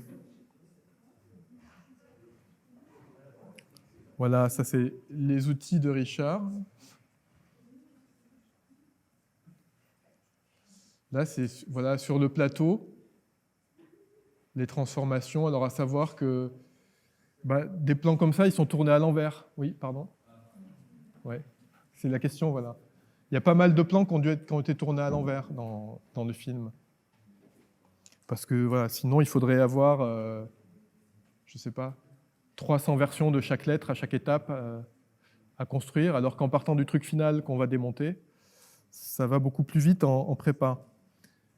Pour vous dire aussi, par rapport aux moyens qui seraient les moyens d'un film d'animation habituel, sur un film d'animation habituel, en pré-prod, on fabriquerait tout ce qui va être nécessaire à la production du film en amont. C'est-à-dire qu'on arriverait sur le plateau, tout est fabriqué, tout est rangé sur des étagères bien étiquetées. Nous, quand on a commencé, il n'y avait rien. Enfin, d'abord, il a fallu trouver un local, très, très sommairement. Il n'y a pas de studio d'animation à Clermont-Ferrand. Y en aurait-il eu, on n'aurait pas eu les moyens d'y avoir accès pendant 13 semaines. Donc il a fallu nous transformer un espace en studio d'animation maison. C'est cet espace-là. Et puis faire, c'était un peu aussi un des enjeux. Vas-y. Ouais, on a tout fait sur place, on a tout fabriqué, mis à part le Rubik's Cube à peu près. Ça doit être une des rares choses. Tout le reste est fabriqué. Les poussins ne sont pas fabriqués, mais ils sont, vous verrez, complètement trafiqués. Et du coup, on avait à peu près une semaine de décalage. En gros, il fallait que soit fabriqué dans les jours qui précèdent ce qu'allait servir la semaine suivante. Donc on n'avait pas trop le luxe de prendre du retard. On a quand même dû beaucoup chambouler le plan de tournage par rapport à des matériaux qu'on n'avait pas, ou des fois un rendu qui n'était pas ce qu'on attendait, un truc qu'il fallait refaire. Du coup, on partait sur autre chose. Il y a des trucs aussi, je n'ai pas trop parlé de la voix off, je ne sais pas, vous connaissez le comédien qui fait le narrateur? Bully Lanners, ça dit quelque chose à quelqu'un ou pas? Bully Lanners. Non? Je vous incite à gratter, c'est un comédien belge. C'est un peu... Enfin, on était quand même assez content de bosser avec lui, c'est un mec assez connu. Il bosse à la fois sur plein de films d'auteurs du cinéma, qu'on va trouver des nouveaux talents qu'on va retrouver en sélection à Cannes, à Venise, à Berlin, machin. Il bosse aussi, il va être dans un Astérix aussi par ailleurs. Il est vraiment sur ces deux tableaux. Il est réalisateur aussi. Il a fait des films, je sais pas, avec Dupontel par exemple, les premiers, les derniers. C'est des films plutôt bien. C'est quelqu'un qui a du corps, c'est un très grand comédien en fait. Il a fait la voix off en 2 heures, en 2 prises. Voilà, je voulais juste évoquer ça, parce que ça, c'est pareil. L'avoir lu, c'était un peu compliqué. Sur le principe, c'est OK. Après, c'est des gens, si tu passes par leur agent, c'est impossible. On n'aura pas le budget non plus. Donc là, j'avais la chance d'avoir, par une connaissance commune, son portable et de pouvoir parler directement avec lui du projet.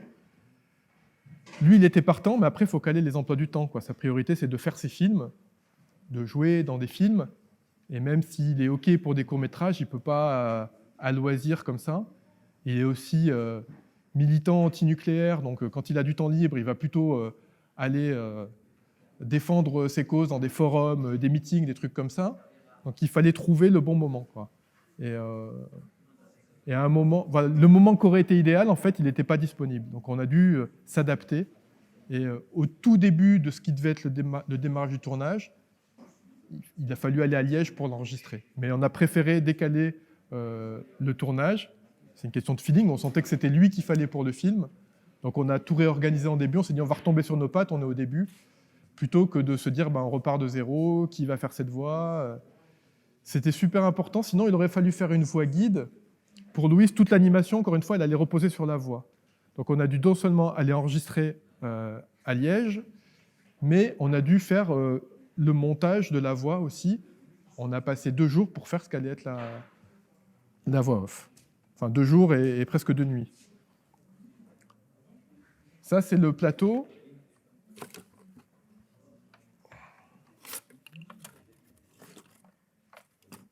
Ah oui, les autres côtés. Donc on a aménagé sur une structure en métal. Donc là, c'est un cyclo hein, avec du contreplaqué de l'isorel allègrement peint en blanc.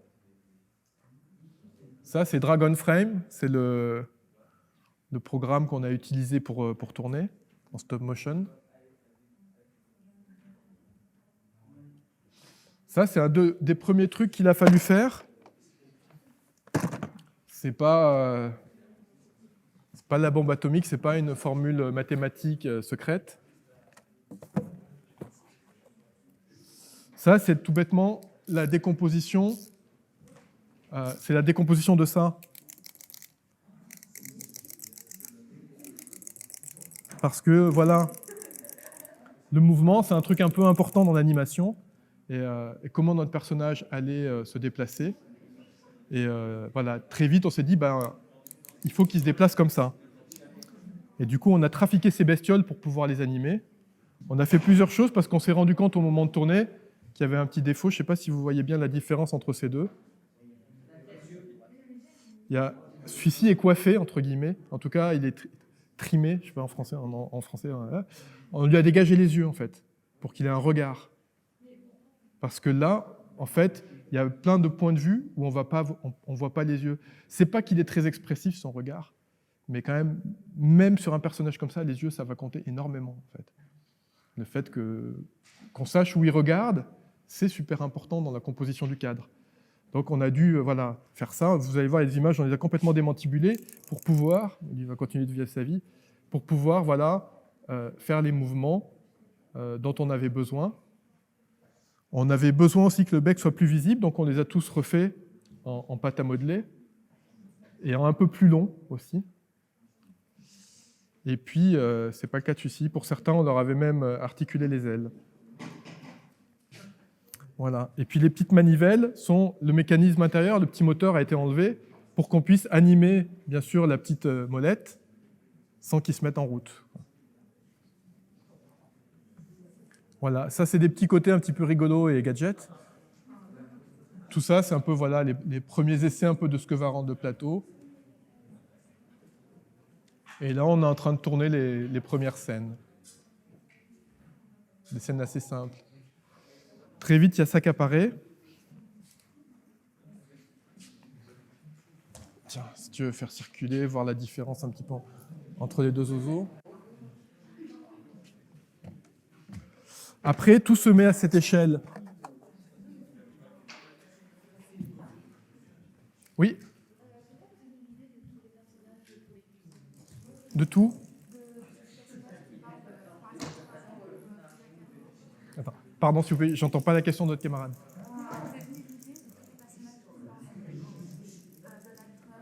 Ah ouais, tout ça. Alors ça, sur la séquence, on verra, il y a des jeux de lumière aussi. C'est un peu l'époque, ça arrive au moment où il y a 2 camps qui s'affrontent, en fait. Et du coup, il y a un peu les bons et les méchants. Il y a ceux qui font de Vespucci une figure, un imposteur, un menteur, un affabulateur, et ceux pour qui c'est quelqu'un qui pose les bases de quelque chose de solide, qui est désintéressé, etc. Et du coup, c'est des figures qui sont toutes des figures de l'histoire américaine au sens large, au sens continental, de Frida Kahlo à Donald Trump.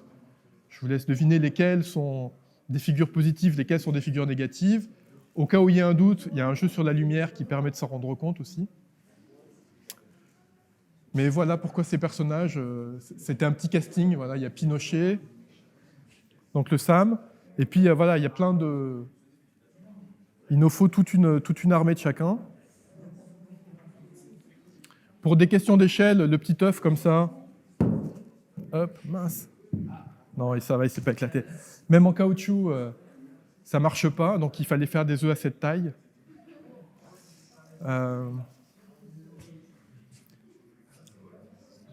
Ça paraît simple, mais pour trouver, pareil, c'est des œufs en plastique. Elle est où ma petite boîte magique?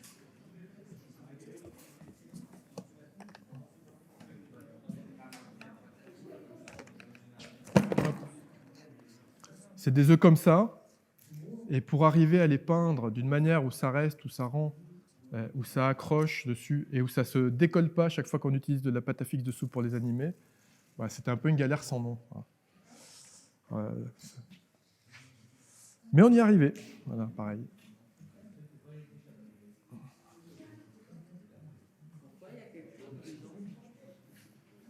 Bon, là, c'est un peu le hasard, je pense.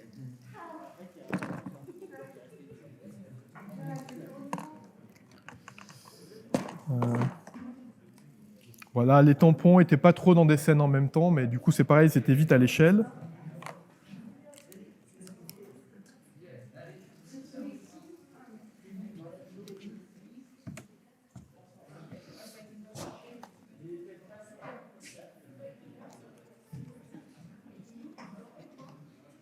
Voilà. Hop.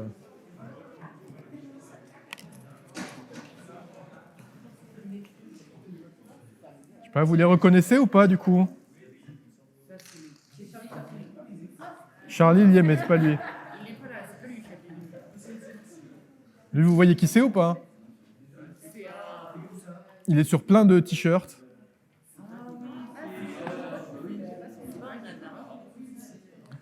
C'est un révolutionnaire, ouais. C'est Che Guevara, un Argentin qui a largement contribué à la révolution cubaine. Donc, je pense que Sam, vous voyez. Je vous ferai pas l'affront de... Voilà. Forcément, dans un film d'animation, voilà, ça fait une petite... Ouais, c'est ça. Et là, ça sera peut-être un peu plus difficile. Un petit peu. Ouais.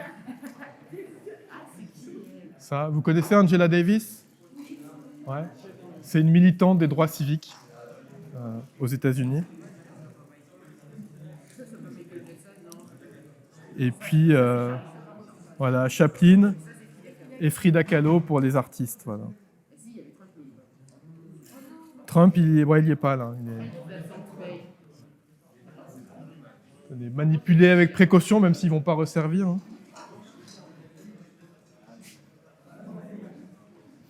Donc là, voilà, il y a Richard qui aide à mettre en place un petit peu les premiers éclairages sur les tout débuts.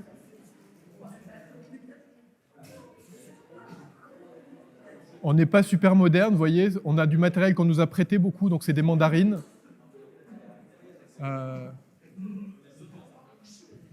C'est pas la meilleure idée, parce qu'on anime parfois avec des matériaux vivants, des matériaux organiques comme le sable, les plantes, avec de la pâte à modeler qui fond assez vite. Et puis on est en été, à Clermont, donc il fait super chaud. Donc dans le local, là, c'était un petit peu intenable.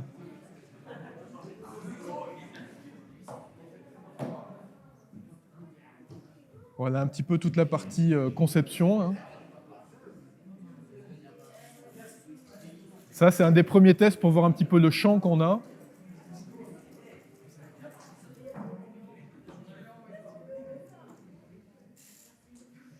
Voilà, je sais qu'on les a démantibulés, les bestioles. Voilà. Nos deux grands amis, c'est le fil de fer et le pistocole.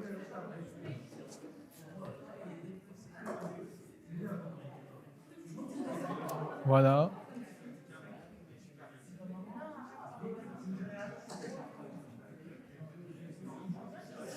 Là, il fallait refaire aussi pour les œufs. Je peux avoir votre attention un petit moment, s'il vous plaît? Je fais gaffe à l'heure. Pour les œufs, voilà, il fallait retrouver des correspondances de couleurs. Pour les scènes où il y avait des transformations entre ça et ça, comme je vous disais.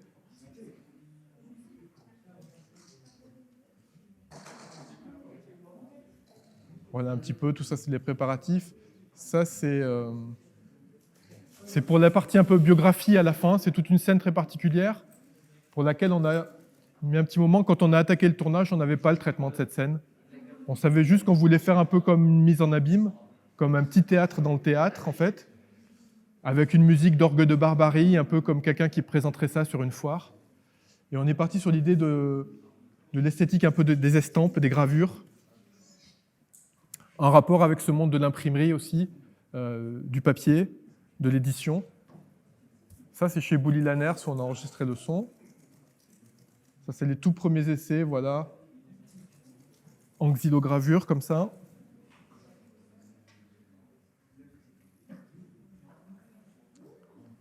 Ça, c'est des petites recherches qui ont été faites dans la semaine de prépa, un peu.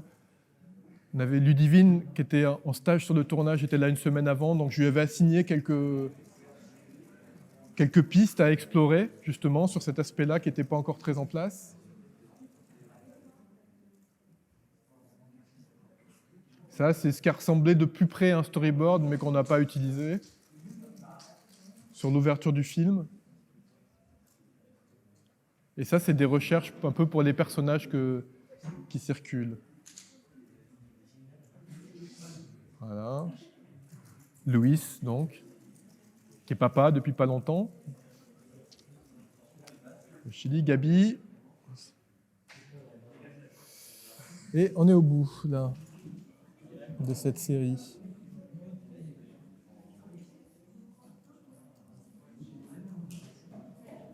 Hop.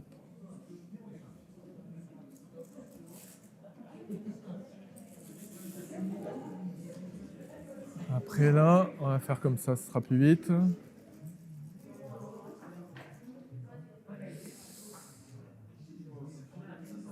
Ah ouais, là on voit des petits mécanismes.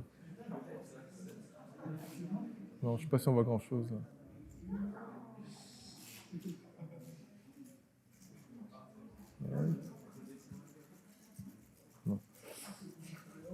Voilà, très souvent on a des mécanismes comme ça, là. Des petits systèmes gradués qu'on imprimait pour caler la vitesse un petit peu des différents mouvements. Là, c'est la rôtissoire à la mort de Vespucci. Avec des systèmes voilà, très sommaires qui n'apparaissent pas à l'écran, mais des structures. Ça, c'est le petit jardin japonais. Je pense que c'est Léa qui a fait les arbres, les rochers, tout ça.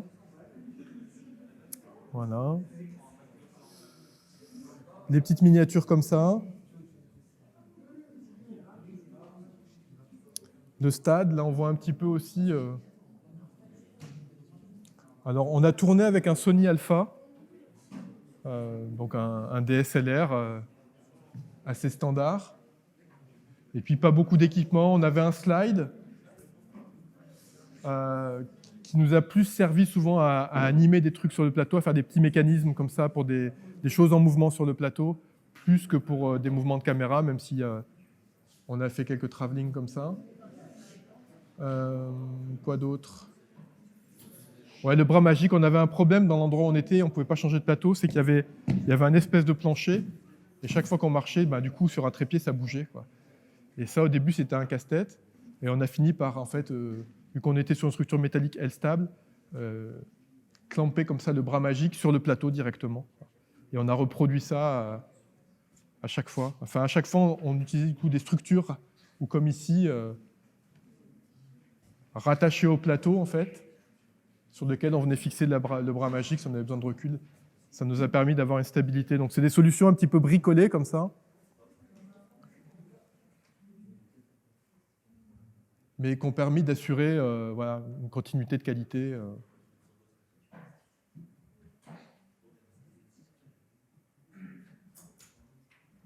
Donc c'est un long travail de patience, mais pas voilà, les moyens restent à la portée. Peut-être pas de tout un chacun, mais avec voilà, quelques connaissances, un peu de matériel, on peut assez vite disposer de ce qu'il faut.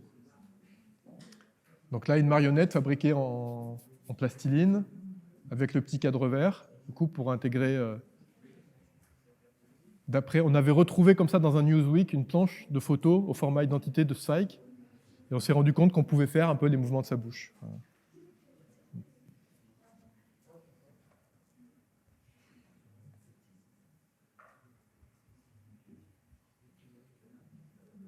Donc voilà, ça, finalement, c'est pas important pour qui regarde le film, mais c'est le visage de Stefan Zweig, de l'auteur. Certains lecteurs, quand on a cherché des financements, nous l'ont reproché. Nous ont dit, mais pourquoi Zweig? Pourquoi c'est lui? Bon, après tout, on dit, je sais pas, c'est sa voix, lui qui nous a parlé à travers le temps. Ça nous semblait, voilà, normal de le remettre à sa place de narrateur de cette histoire, d'en faire notre complice pour raconter ce récit. On aurait pu mettre un narrateur fictif. Voilà un petit peu, là, d'après les photos, ce qu'on avait identifié comme pouvant être des sons de voyelles et de consonnes en fonction du texte.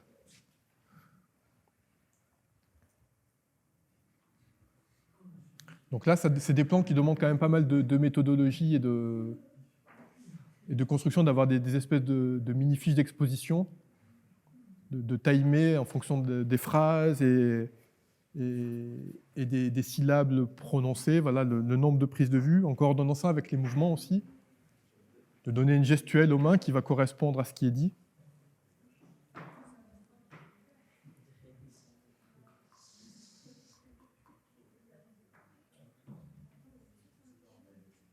Voilà, là on voit juste avec des reflets de feuilles d'alu, comme ça, comme on fait le reflet de l'eau.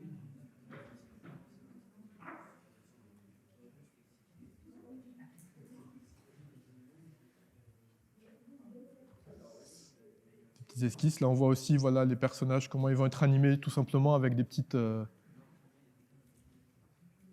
boules comme ça de pâte à coller, de blue tack.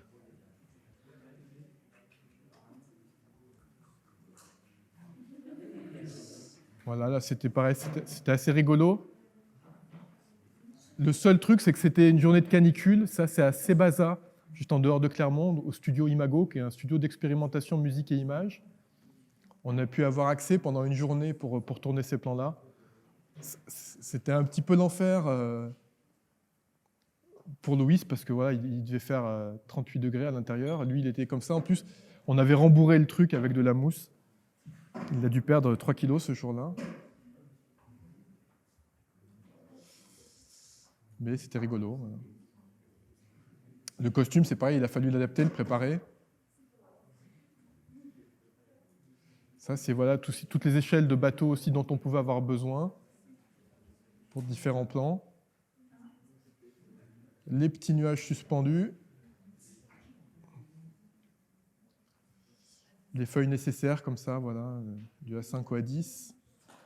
Toujours la bobine de fil de fer, pas loin. Ça, voilà, toutes les structures en bois, c'est des trucs qu'on a trouvés dans la cave, dans les sous-sols, en fait, de l'endroit où on était. On a pu piocher, on a coup de bol, il y avait plein de chutes. Il y avait eu des ateliers menés par le phare, filmé l'air de rien, l'association dont faisait partie Léa à l'époque. Du coup, ils avaient plein de chutes de bois qu'on a pu réutiliser comme ça pour construire des supports pour nos décors.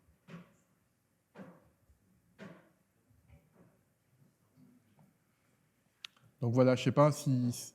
En même temps, ça prend quand même du temps, mais c'est pas sorcier non plus. Enfin...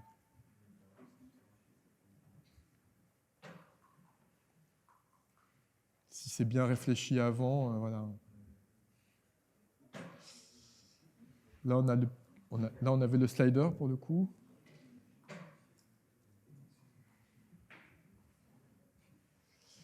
Alors là, c'est pareil, c'était un peu galère parce que le sable, quand on l'achetait, il était légèrement humide et en fait, sous les projecteurs, il avait tendance à sécher, donc du coup, les dunes s'affaissaient. Les couleurs changeaient. C'était un peu casse-gueule.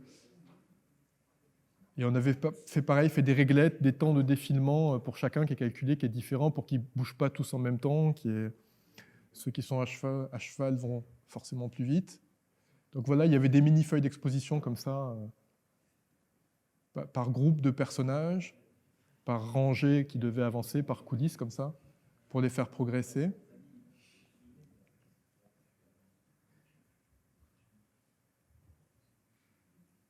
Avec des petits systèmes comme ça, ingénieux pour en faire des fois, faire de l'économie, en faire bouger trois en même temps.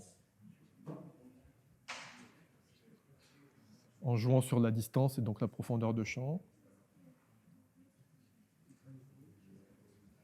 Donc les personnages, là c'est pareil, leur style graphique, il est tiré des enluminures dont je parlais, des livres du Moyen-Âge illustrés par les moines.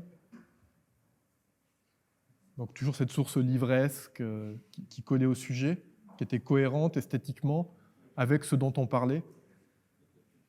Là, c'était un peu voilà, le tout début du squelette à échelle. La petite maquette en sucre. Ça, je ne sais plus ce que c'était.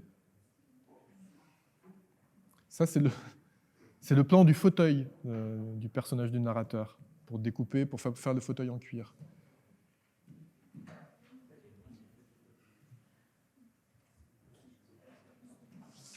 Donc là, c'est le petit théâtre aussi, avec là aussi ses coulisses, ses trappes pour faire apparaître des éléments. Tous imprimés avant. Ça, c'est des petits éléments de décor. Ça, c'est le soir en partant se coucher pour que personne touche le lendemain en arrivant sur le plateau. Quand, ce plan-là, en fait, il est animé, mais il correspond à un plan séquence de plus d'1 minute. Donc en gros, c'est quasiment 1 semaine de tournage. Donc si quelqu'un s'amuse à déplacer un élément du décor au milieu, ça fout un peu dans la merde, quoi. Donc,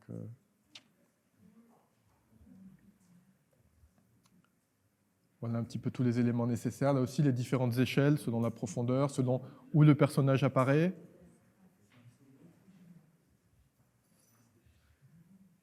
Même si on travaille sur un plan dans l'espace très court, par contre, on joue à fond sur la profondeur de champ. Là aussi, la roue, elle tourne de manière graduée, c'est pas au pif. Voilà.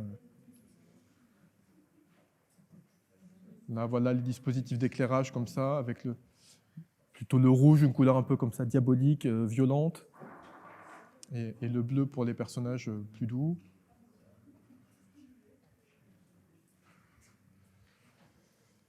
Ça, c'est piqué à... cette idée-là, on l'a piqué chez Wes Anderson. Dans L'île aux chiens, il y a des bagarres comme ça. Si vous voyez le film d'animation de Wes Anderson, il y a des bagarres des clébards comme ça, là. Et alors, voilà, on a mis un peu moins de moyens, bien sûr, nous aussi. Hein, là, on n'avait pas... Mais l'idée, elle vient un petit peu de là. Faire une espèce de mêlée générale après les plans western.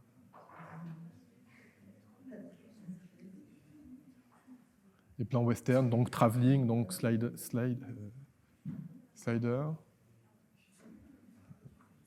Rentrer dans la peau du personnage. Même là, le petit avion du début, voilà. Il y a une maquette trouvée au puce un jour à Bordeaux, et puis là, ben, il y a la réplique qui va être faite, dont on a besoin à l'échelle pour le plan. Moi, naïvement, je pensais à un moment, ah super, j'ai trouvé l'avion, j'ai trouvé la maquette et tout, puis en fait, non, il faut tout faire. Là aussi, c'est pareil, c'est des tests à différentes dimensions pour voir ce qu'on va retenir.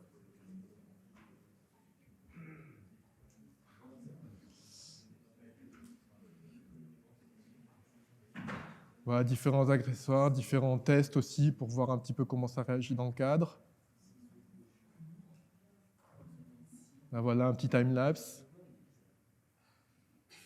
Là, on utilise le slider en fait, pour faire déplacer le personnage, par exemple. On le détourne de sa fonction.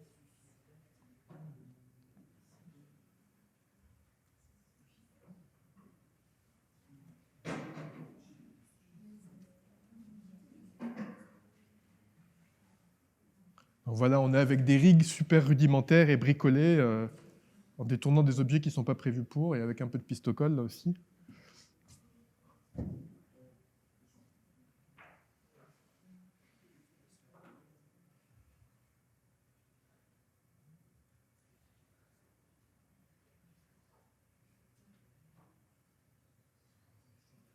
Donc voilà le principe.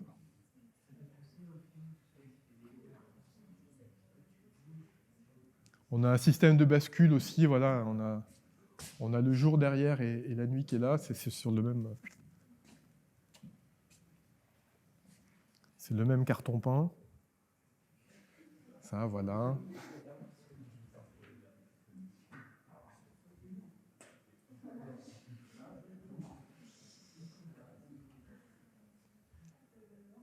Bon, les gars du studio se sont bien marrés le jour où on est venu. Voilà. C'est sûr que ça allait changer un peu de l'ordinaire.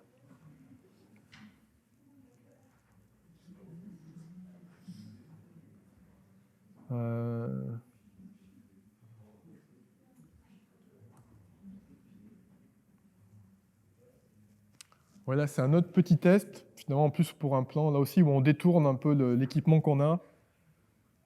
Ça c'est dans l'idée, voilà, l'enceinte symbolise un personnage qui va être là en fait. Voilà, tout ça pour un plan qui ne sera pas dans le film en fait. Mais bon, c'est comme ça, il fallait bien qu'il y en ait quelques-uns. On ne pouvait pas en enlever beaucoup, mais là c'est toutes les prises au banc titre.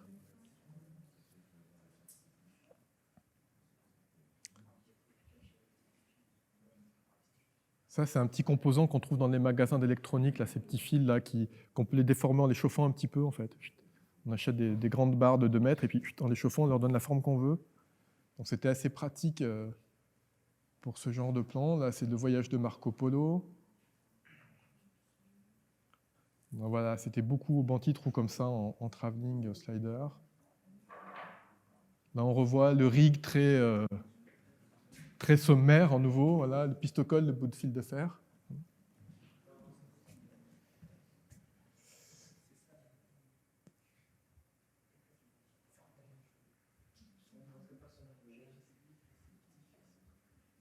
Voilà le fameux mécanisme avec le cosmonaute qui a disparu du film, finalement.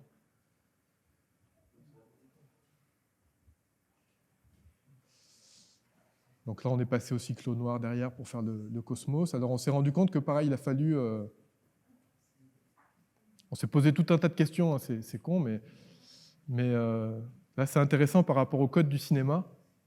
C'est qu'on a fait des recherches. En fait, dans le cosmos, on est dans le noir, en fait. En vrai, on est dans le noir. Mais on a regardé plein de films, et toujours, quand il y a des cosmonautes, des choses comme ça, des satellites et tout, il y a toujours...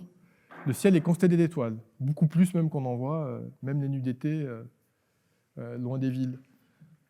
Du coup, question, ben voilà, est-ce qu'on doit faire une image qui va une représentation fausse de la réalité, mais conforme aux repères existants chez le spectateur, ou est-ce qu'on doit être fidèle à la réalité, mais plonger le spectateur dans un univers visuel qui va être inconnu.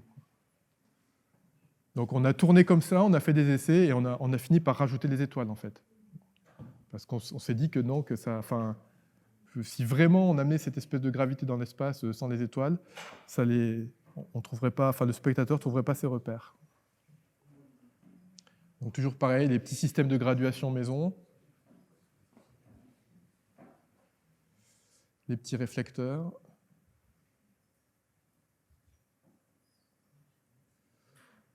C'est censé être la planète Mars, je ne sais pas si c'était évident pour vous.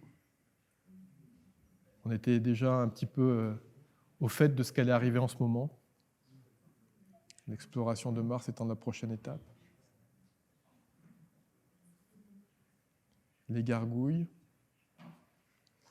La sieste. On voit un des éléments aussi, ça c'est toutes les conceptions en relief. Le livre pop-up. La carte aussi, c'est une copine qui est une artiste à Clermont et qui est prof d'art plastique, Charline Montagnier, qui a fabriqué ces éléments pour les besoins du tournage. Là-dessus, qu'est-ce qu'il y avait, ouais. Alors, c'était une grande question pour nous de conclure sur cette notion de conquête spatiale. Et je ne sais pas, c'est pareil, on se demandait, mais pareil, pour un public qui a votre âge, est-ce que ça allait parler à quiconque, en fait? Est-ce que ce n'était pas un truc du passé, la conquête spatiale? Parce que sur cette plan de fin, on voulait vraiment arriver à aujourd'hui, en fait. Pas aux années 60 avec Neil Armstrong qui fait les premiers pas sur la Lune. On voulait aller plus loin. Donc, direction Mars. Là, ça, c'est un des trucs, je ne sais pas. Je ne sais pas si on a réussi ou pas, mais en tout cas, on a fait ce pari-là. Là, il y avait beaucoup de plans avec des impressions de cartes. Donc là, on a pas mal galéré parce que c'est vrai qu'il y a tout un fond de ces cartes aujourd'hui qui fait partie des bibliothèques, qui est numérisé, qui est accessible au public, mais par contre, pas dans une définition qu'on peut imprimer comme ça. Donc on a pas mal galéré pour trouver, retravailler des cartes et faire des tirages à cette échelle, en fait. Voilà, les petits cosmonautes.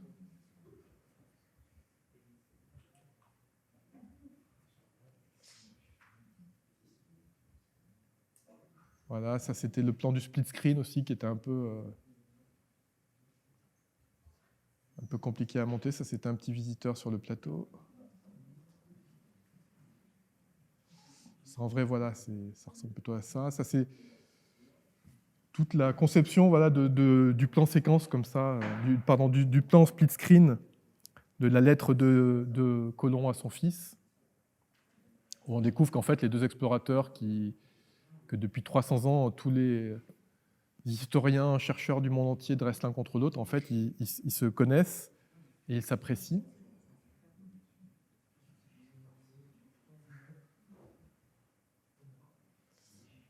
Donc là, c'est pareil, les végétaux triés un petit peu par ordre de taille pour leur apparition. Le plan végétal, il est tourné à l'envers aussi. On est parti de la jungle luxuriante qu'on a taillée, et puis voilà, du coup, les déplacements sont tournés à l'envers aussi.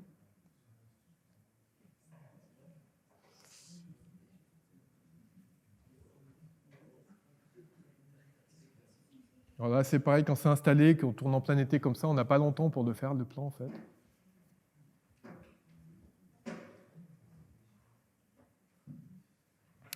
ne faut pas se rater, il faut que tout soit prêt pour tourner dans la foulée, parce que sinon, ben, tout pourrit sur place.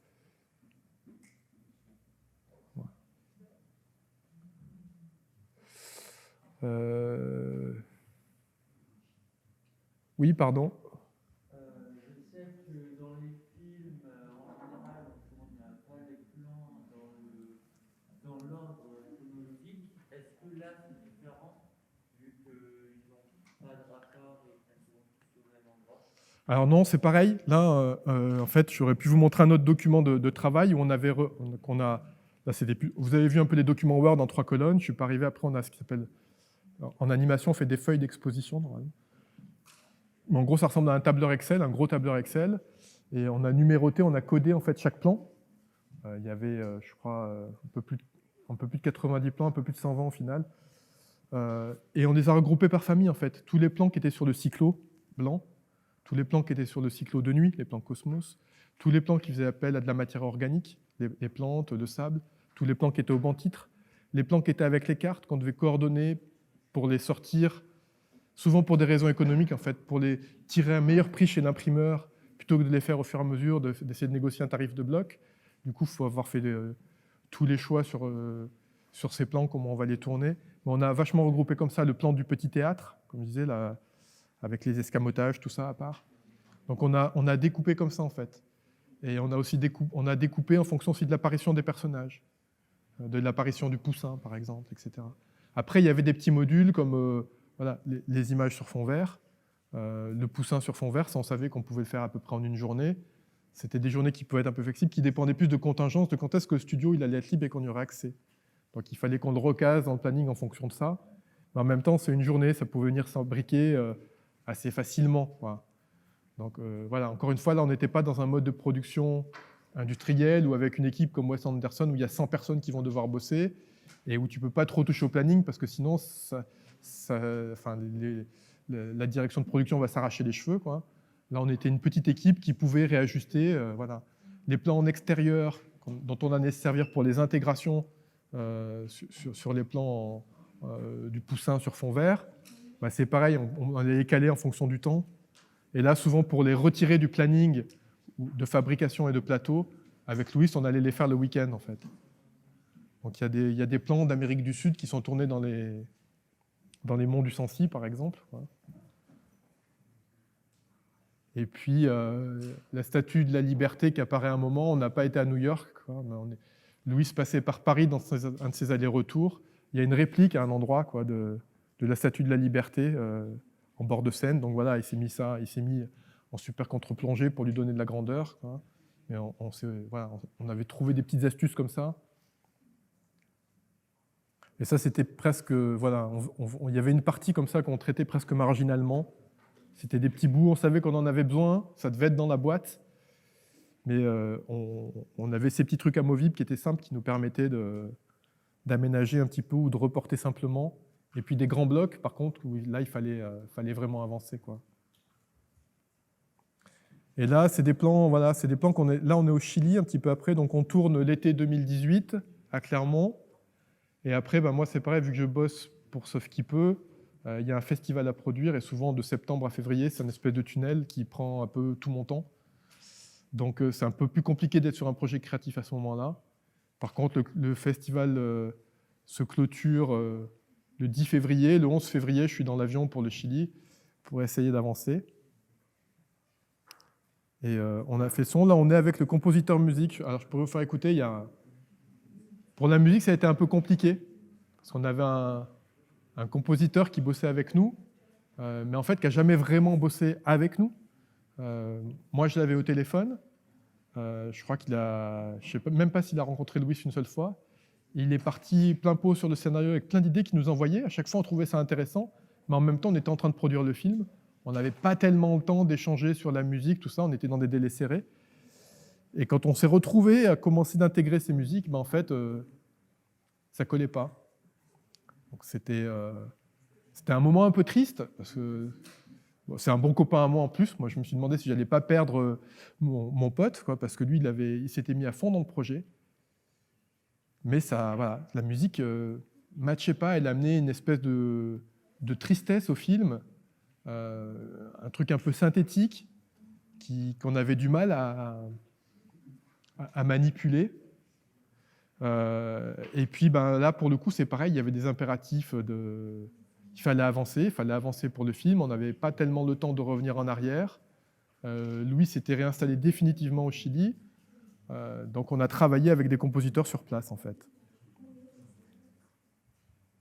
Pour qui on a fait, là, pour le coup, un cahier des charges hyper strict. On a dit, voilà, à tel moment, on veut... Voilà, l'accord de guitare à l'an 1000, voilà, il y avait une indication, je veux une musique satanique, quoi. C'est juste un accord de guitare avec un son métal. Plein de choses comme ça, une musique un peu Gainsbourg, Je t'aime moi non plus, pour la séquence en split screen. Voilà, il y avait on avait donné tout un tas de petites références, d'ambiance, de trucs, de couleurs, de rythme, de tempo. Et puis nous envoyer des bouts d'essai, en fait. Et là, pour le coup, ça a été un peu l'inverse, c'est-à-dire que quasiment tout ce qu'on recevait est dans la ligne de ce qu'on voulait. Et là, c'était un plan, ce plan sur le Mundus Novus, donc le fameux best-seller qui est à l'origine de toute cette histoire. On l'avait tourné sur cyclo blanc, comme ça, avec aussi le slider, machin, petit mécanisme et tout. Et en fait, ça prenait pas, c'était pas très beau. On n'était pas content de ce plan. Et du coup, on est venu le refaire, tout bêtement, en fait, mais dans une librairie. Et là, on est dans un petit chalet, une petite cabane. Et c'est là qu'on a produit tout le son aussi à partir d'une banque de sons et d'effets enregistrés sur la table, là, de grincement, de couinement. Voilà, ça c'est le studio son dans lequel on s'est installé. Ça c'est des petits plans aussi qui servaient pour remplacer le fond vert quand il y avait le poussin dans le bateau. Là c'est le Pacifique pour le coup, voilà, on a triché.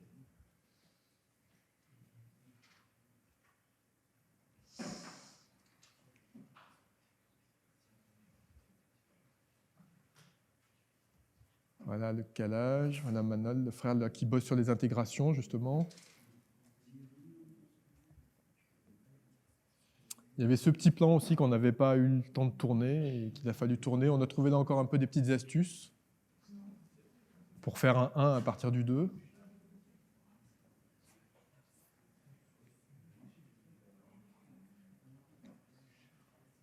C'est des petits trucages visuels simples, mais qui fonctionnent.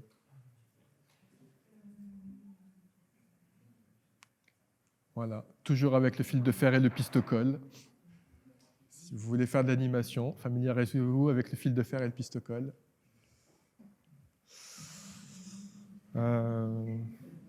Voilà, et puis quoi d'autre? On arrive au bout, là. Hein. Il doit y avoir 2-3 images juste pour leur rendre hommage à leur travail sur les 2 dernières étapes de post-prod. Alors ça, c'en est pas une. Ça, c'est après, c'est une petite histoire après, mais... Il y avait un dernier truc, c'est qu'on n'avait pas tourné le générique aussi. Et là, c'est notre producteur qui nous dit, bah ouais, bon, on peut faire un truc rouleau blanc sur noir, quoi, mais C'est quand même un peu con, vous avez mis plein d'énergie à faire un film créatif et qu'il n'y ait pas un petit truc un peu créatif au générique, c'est un petit peu dommage. Donc très vite, on a conçu en 2 jours, et ça, voilà, on l'a tourné dans une petite pièce dans mon immeuble, avec un petit banc-titre comme ça, en un temps record, quoi. Enfin, pareil, là, Louis reprenait son train, il est parti en courant à la gare, quoi. On a terminé vraiment à l'arraché, mais on y est arrivé. Là, c'est le mixage son. Donc il y avait ce choix d'implanter le tournage aussi, de faire un film en stop motion implanté en Auvergne, à Clermont-Ferrand, quoi. En tout cas, je ne crois pas que ça avait été fait à Clermont. Et du coup, on a essayé au maximum de faire appel à des gens sur place. Et là, on n'est pas loin d'Issoire, au studio Polyphone, avec Théophane Berthuis qui a fait le mix son, pour trouver l'équilibre du coup entre voilà, la voix, les effets sonores et la musique. Et là, on est reparti juste pour l'étalonnage avec David Chantoiseau, qui avait bossé sur un gros film d'animation en stop motion.